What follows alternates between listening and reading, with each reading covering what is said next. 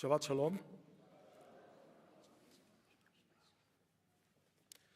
This week's Torah portion actually contains one of the most beautiful verses in the entire Torah. It's beautiful not only because of the way it's composed and the way it's presented, but also because of what it means and what it represents for us as Americans. And that verse that I'm referring to is V'karatem dror la'ar ba'aretz u'lechol yoshbea, and you shall proclaim liberty throughout the land and to all of its inhabitants. Now, you should be familiar with this verse because it's what's inscribed in the Liberty Bell. And our founding fathers have a tremendous amount of love, not only for the scriptures, but also for the idea of the way in which the Jewish people were taken out of slavery and into the land of Israel. There's a beautiful book by Michael Oren, Power, Fantasy, and Faith, in which he actually goes through all of the sources in American history where the founding fathers of the United States reference verses of the Torah and parts of the history of the Jewish people. Now, having said that, we have to take that verse tremendously, tremendously to heart. It's one of the more important verses in the entire Torah, I believe, again, not only because of its beauty, but because of its meaning. What does it mean to proclaim liberty throughout the land?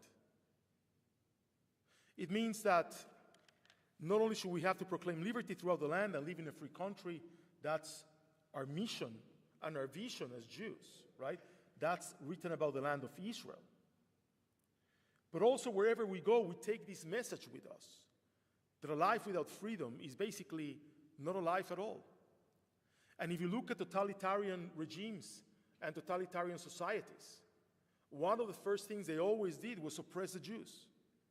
It's actually not a coincidence.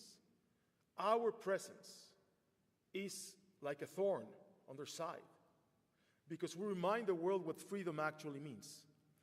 Let me tell you a little story. When I first went to Cuba, the first time I brought with me 500 Haggadot that we have written in Mexico. And this Haggadah happens to have my name on the cover, together with Rabbi Marcelo Rittner. And I find myself at the customs in Havana, at the airport. The year was 1997. And as I'm coming in, they open the boxes, and this man says to me, he looks at it, it's in Spanish, says, "You cannot bring this into Cuba." I said, "Why not?" "Because it's subversive literature." I said, "It's a Passover Haggadah. How is this subversive literature?" And then without skipping a beat, he says to me, "It's Zionist propaganda."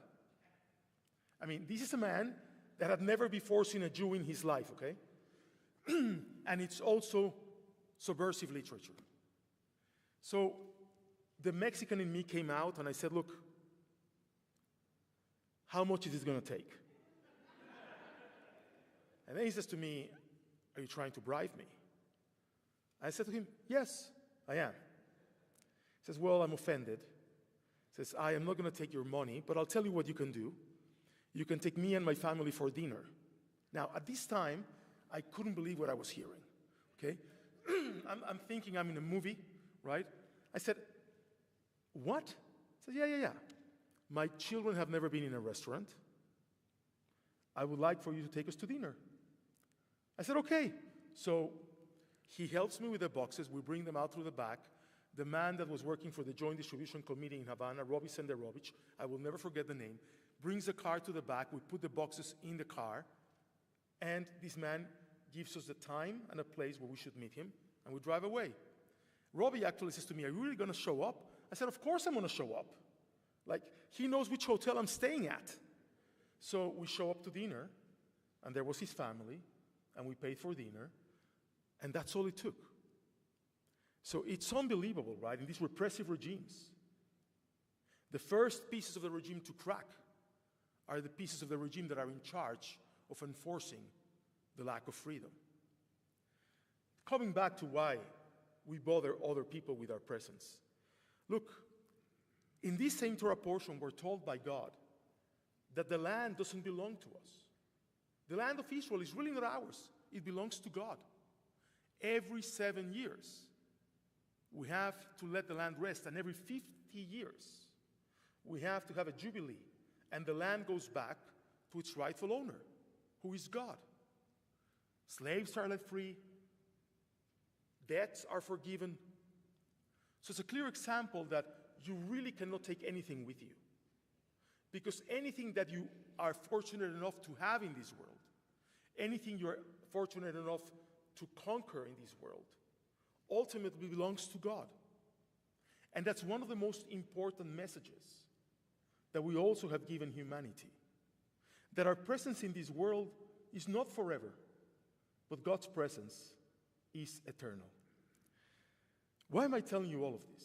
Well, first of all, it's in the Torah portion. But I also want to share with you something that happened to me this week. I actually attended an AIPAC rabbinic symposium in Washington, D.C. And while I was sitting in the middle of the whole symposium, I actually realized that I have been doing this, meaning going to AIPAC gatherings, for the last at least 25 years. And suddenly, this feeling really overcame me of how things have changed in these 25 years. 25 years ago, I remember saying to Liz very clearly, imagine when the other people discover that they can also do this. Imagine where our enemies discover that they can also lobby Congress. Imagine when our enemies discover that they can also use their numbers through vote in a free society to torture us with that same vote. When I said that at the beginning, 25 years ago, everybody thought I was crazy. But this is actually what's happening today.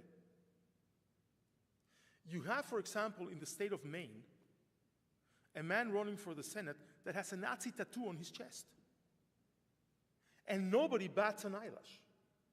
This is now the new normal in America. See what's happening in Michigan, some races in California. This is not what it used to be.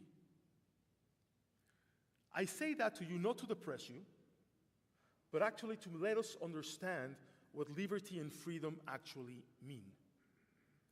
Because just like that person in Cuba was trying to take the Haggadot from me, these people with the tattoos on their chests and the members of the squad, etc., will use our freedom to take it away from us.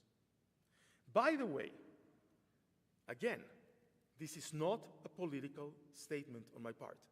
Let me remind you, when I was standing in Auschwitz just a couple of weeks ago, Bernie Sanders actually put a vote on the floor to stop weapon sales to the state of Israel. 40 Democrats voted with him.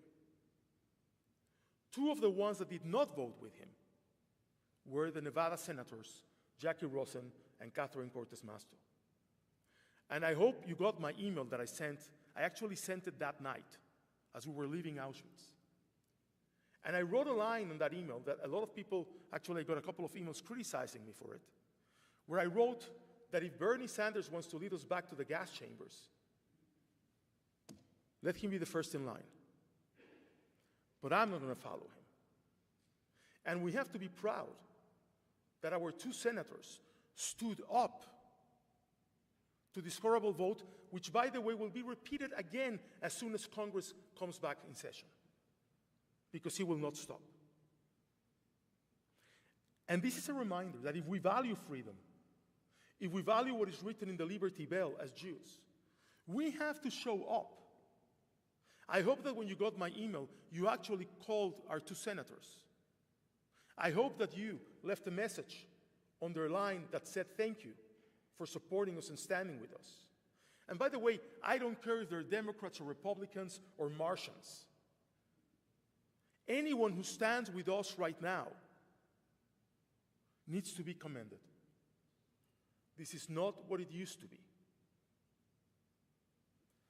One of the most incredible things that happened to me in these 28 years in Las Vegas is to understand the responsibility of what being an American Jew actually means. It's actually very different to be a Jew in any other part in the world than it is in the United States. I cannot say that enough, because nowhere else in the world do we have a chance to affect the policy that governs Jews, not only here, but everywhere else in the globe, as we do as American Jews. I'm going to give you another example. Shortly before leaving for AIPAC, I got a phone call, and I was invited to visit Ethiopia this summer. I'm going to go with a foundation called the Struggle to Save Ethiopian Jewry, along with a couple of other rabbis, to visit what's left of the Jewish community in Ethiopia, both in Addis Ababa and in Gondar. And you probably are asking yourselves, aren't all of the Ethiopian Jews already in Israel? And the answer is no. We have about 14,000 left behind who have not been allowed to make Aliyah because they're descendants from people who converted to Christianity to escape persecution in Ethiopia. It's a tremendous struggle. And I'm reminded of this, right? Because when we went as a group after October 7th to Israel from our congregation, we happened to witness the funeral of a brave Ethiopian soldier who died defending our people in Israel. And for the first time, many of us saw Ethiopian women with stars of David tattooed on their faces, which are symbols that they tattooed on themselves to show that they are really Jews, that they're not Christians, and that they have the right to live their life with the rest of the Jewish people. So one of the things that I'm going to do this summer is to go and visit that community and use the power that we have as American Jews, believe it or not, to tell the state of Israel, this is a wrong that has to be corrected. By the way, these two things that I'm talking about are actually linked together.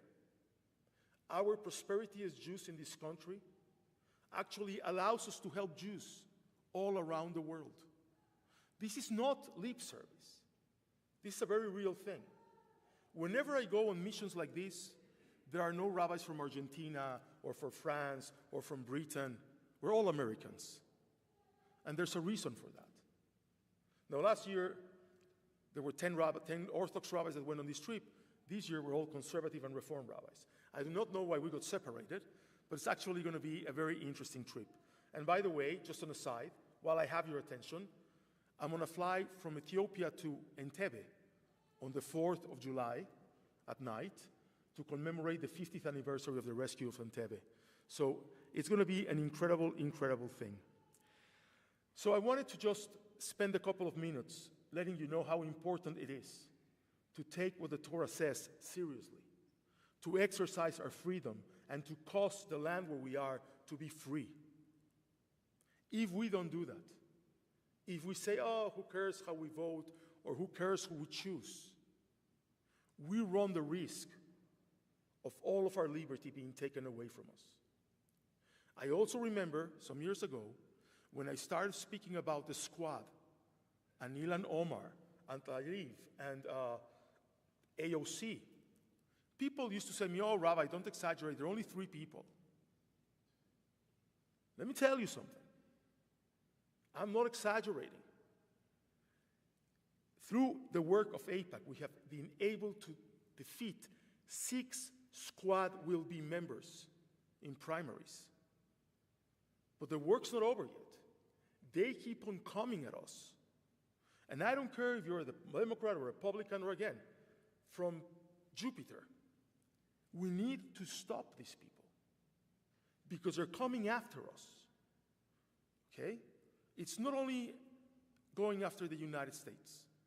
You heard me at the beginning of what I said today. The first ones to go are always us.